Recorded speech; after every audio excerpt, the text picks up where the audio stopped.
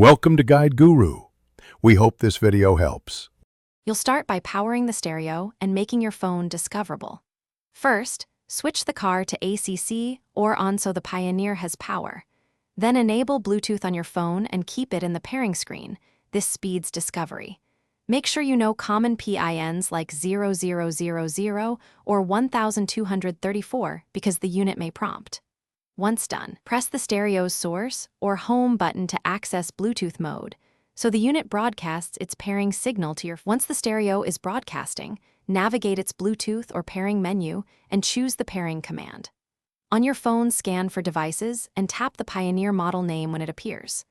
When the phone asks to pair, accept the request, and if prompted, enter the PIN shown or try 0000/1234.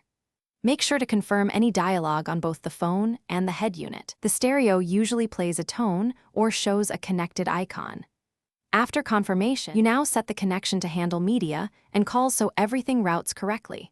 On your phone, permit audio and call access, and on the Pioneer, enable a 2DP and HFP if shown. This ensures music and hands-free calls work. Test by playing a track and making a short call to confirm microphone routing. If pairing fails, clear the stereo's paired device list or perform a soft reset, then repeat pairing. This resolves most conflicts caused by too many saved devices.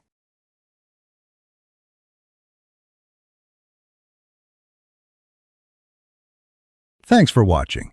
Consider subscribing if we helped you today.